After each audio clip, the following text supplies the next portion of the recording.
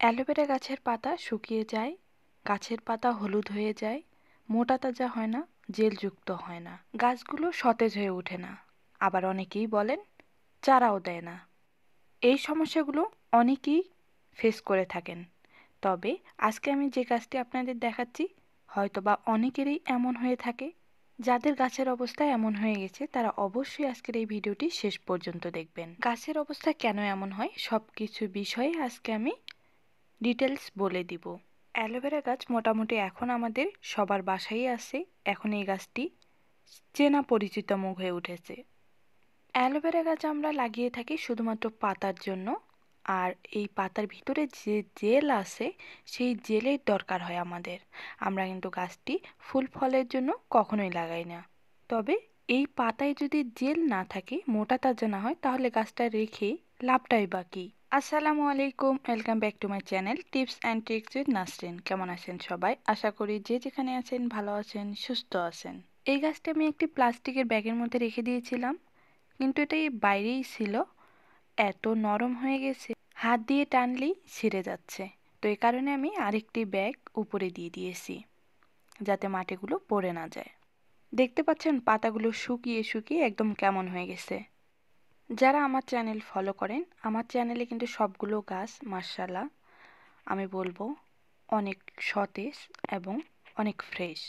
আজকের গাছটি আমি রেখে দিয়েছিলাম, কোনোভাবেই যত্ন নেইনি, শুধুমাত্র আপনাদেরকে দেখানোর জন্য যে গাছটির যত্ন না নিলে বা গাছের যে সকল উপাদানের প্রয়োজন হয়, যে সকল উপকরণের প্রয়োজন হয়, এগুলো যদি আপনারা না দেন তাহলে গাছটি কেমন হয়ে যেতে পারে। এখানে যে গাছটি আপনারা বড় দেখতেছেন সেই গাছটি আমি লাগিয়েছিলাম।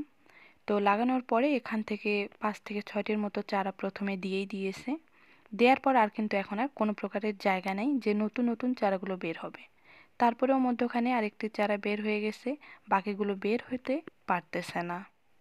এখানে একটা পার্থক্য আমি আপনাদের দেখাই। গাছগুলো যখন আমরা আলাদা করে নিই, লাগানোর পরে দেখবেন গাছগুলো ধীরে ধীরে অনেকটা সতেজ হয়ে ওঠে, আবার সেগুলো দিয়েও নতুন চারা দেয়। তো এই গাছটি দেখেন যে ছোট ছোট পাতাগুলো রয়েছে কেমন জেলযুক্তপূর্ণ, আর ওখানে যে গাছগুলো আপনারা দেখতেছেন সেখানে একদমই ওই পাতাগুলোতে কোনো প্রকারের জেল নেই। এখন বলি কি কি কারণে গাছের অবস্থা এমন হয়ে যায়। যে কোনো জিনিসের যত্ন করলে দেখবেন যে সব কিছু সুন্দর হয়ে ওঠে। আমি প্রথমে যে মাটিতে গাছগুলো লাগিয়েছিলাম গাছটি বড় হয়ে গেছে এবং গাছটি পরিপূর্ণভাবে সুন্দরভাবে অনেকগুলো চারাও দিয়েছে। এখন গাছটি যে খাদ্য যতটুকু পরিমাণ দরকার সেই খাদ্যর পরিমাণটা কিন্তু সেভাবে নেই। গাছগুলো ঠিকই বড় হয়ে যাচ্ছে কারণ গাছের বয়স তো হচ্ছে, তবে পাতাগুলো কোনোভাবে মোটা তাজা হচ্ছে না। এর মধ্যে কোনো প্রকারের তার পটাশিয়াম বা ফসফরাস, ক্যালসিয়াম এই জাতীয় যে খাদ্যের দরকার হয় একটি গাছের জন্য, এগুলো কিন্তু একদমই নেই। কারণ ক্যালসিয়ামের অভাবে গাছের বংশ বিস্তার, বৃদ্ধি এগুলো কিন্তু একদমই কমে যাবে, যেটা এই গাছের ক্ষেত্রেই হয়ে গেছে। একটি গাছের যতটুকু খাদ্যের প্রয়োজন তার মধ্যে এখানে 5 থেকে 6টি পরিমাণ গাছ বড় হয়ে গেছে।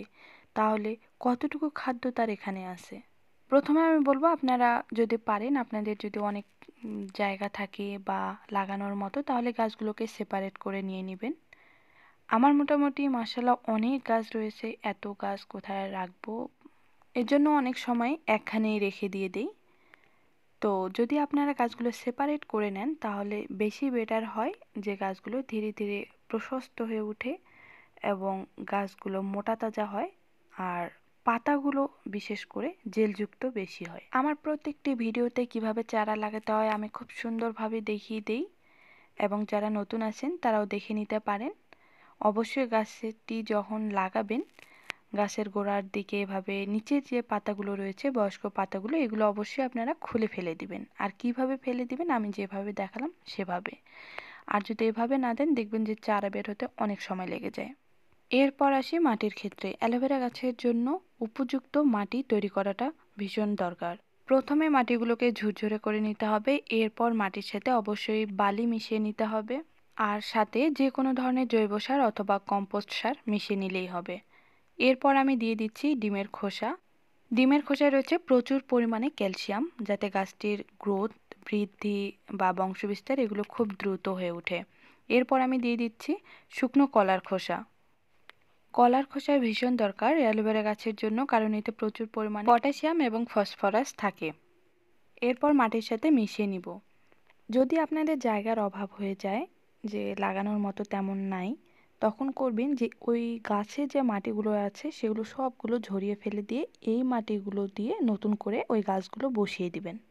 আর যদি জায়গা থাকে তাহলে অবশ্যই আপনারা সেপারেট করে নেবেন। এখানে আমি একটি গাছ আপনাদের সেপারেট করে দেখিয়ে দিই। নিচে আমি 4 থেকে 5টি কলার খোসা দিয়ে দিচ্ছি, কারণ নিচে যেন মাটিটা বের হয়ে না যায়, নিচে যেহেতু ফুটা রয়েছে। এরপর আমি হালকা করে উপরে বালু দিয়ে দিচ্ছি।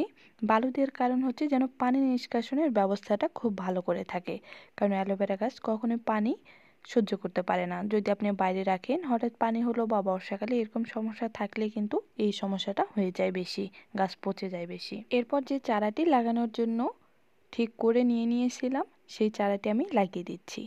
এমনভাবে লাগাচ্ছি, দেখেন পাতাগুলো কিন্তু সবগুলো উপরেই থেকে গেল, আর নিচের যে চারাগুলো বের হয়ে আসা পর্যন্ত খুব দ্রুত বের হয়ে আসবে, মাটিটাও নরম থাকলো আর গাছের পাতাও পচে যাবে না। যখন পানি দিয়ে দিবেন, গাছের উপর থেকে পানি দিবেন, উপরে যদি মাটি একটু লেগে থাকে সেই মাটিটা ঝরে পড়ে যাবে নিচে। সাইড দিয়ে হালকা করে পানি দিয়ে দিবেন, খুব বেশি পানি দেওয়ার কোনো দরকার নেই যখন চারাটি লাগাতে যাবেন। এরপর আমি আপনাদের আপডেট দিয়ে দিব যে এই গাছটির মোটা তাজা কেমন হচ্ছে এবং কি পরিমাণ পরিবর্তন আসছে।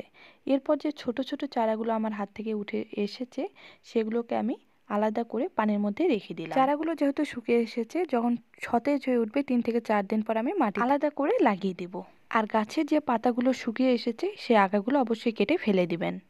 গাছটি লাগানোর পর কিছুদিন ছায়াতে রেখে দিবেন, 5 থেকে 10 দিনের মতো। এরপর তরল সার ঘরোয়াভাবে তৈরি করে গাছে দিয়ে দিবেন।